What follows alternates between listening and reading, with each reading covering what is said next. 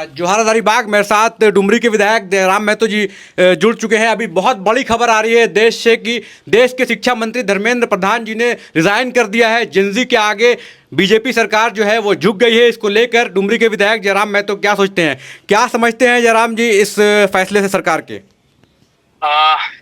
निसंदेह पिछले कुछ दिनों का जो घटनाक्रम रहा, आंदोलन लगातार तेज होना, पूरे देश भर से समर्थन मिलना, सभी राज्यों में अलग अलग स्तर से दिल्ली के आंदोलन के समर्थन में आंदोलन करना, प्रोटेस्ट करना, धरना करना, मार्च करना, बहुत सारी एक्टिविटियां ऐसी हो रही थी जिससे ये संदेश मिल रहा था कि दिल्ली में जो नौजवान बैठे हैं, बहनें बैठी आंदोलन कर रही हैं, उनको देश के बाकी हिस्सों से भी समर्थन प्राप्त होने लगा है।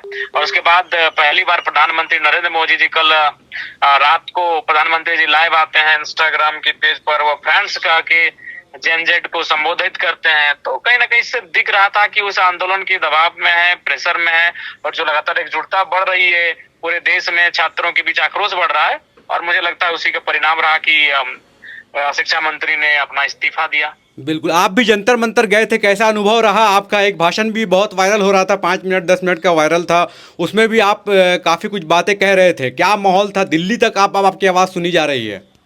जी दिल्ली में भी लोगों ने सुना हमारे विचारों को, हमारे भाषणों को, और एक अच्छा रिस्पांस मिला। निसंदेह आंदोलन होना चाहिए, और जिस प्रकार से अभी देश में नरेंद्र मोदी जी के नेतृत्व में देश की गतिविधियां संचालित हो रही हैं, और जिस प्रकार से घटनाक्रम घटित हो रहा है, ऐसे में आंदोलन का होना बहुत जरूरी है। आंदोलन ही इस लोकतंत्र की मर्यादा को, नैतिकता को और मूल्यों को जीवंत रखेंगे।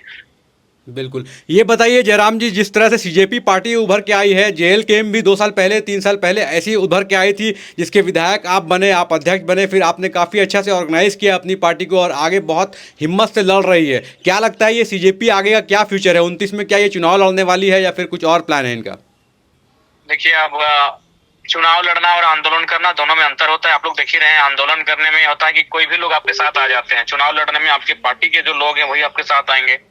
तो चुनाव लड़ना, आंदोलन लड़ना दोनों अलग विषय हैं। अब आगे जो संगठन उन्होंने तैयार किया है, सोशल मीडिया के माध्यम से तैयार किया था, जो ग्राउंड पर भी असरदार दिखा, उसका 2029 में क्या भविष्य होगा, ये वो संगठन के जो साथी हैं उनको तय करना होगा। एक तरह का दबाव देखने को मिल रहा है कि अब जो है दबाव सरकार पे आ चुका है, केंद्र सरकार पे। ऐसा नहीं कि जो तानाशाह रवैया चल रहा था वो अब लग रहा है धीरे धीरे खत्म हो रहा है, सरकार भी सॉफ्ट हो रही है, सरकार चीज़ों को संज्ञान में ले रही है। ये क्या लोकतंत्र के लिए एक बहुत अच्छी पहल है, बहुत अच्छी खबर है? लोकतंत्र के लिए अच्छी पहल है। नहीं तो अभी जो आंदोलन हो भी रहे हैं, खासकर आप केंद्र सरकार के खिलाफ, तो उनमें कई प्रकार आंदोलनकारियों पर कई प्रकार के सवाल आ जाते हैं। यहाँ से फंडिंग हो रहा है, ये ऐसे हैं, विरोधी हैं, देश विरोधी, धर्म विरोधी, ना जाने कितनी अवहेलना, आलोचनाएं सुननी पड़ती हैं। तो उसके बाद भी एक आंदोलन को धार करना, एकत्रित करना, एकजुट करना, ये वाकई में एक बेहतरीन प्लान का हिस्सा है। और निसंदेह अगर सत्ता ना सुने सीधी तरीके से, तो आंदोलन के माध्यम से, प्रोटेस्ट के माध्यम से अपनी आवाज को बुलंद करना चाहिए, वो अच्छा कार्य होगा।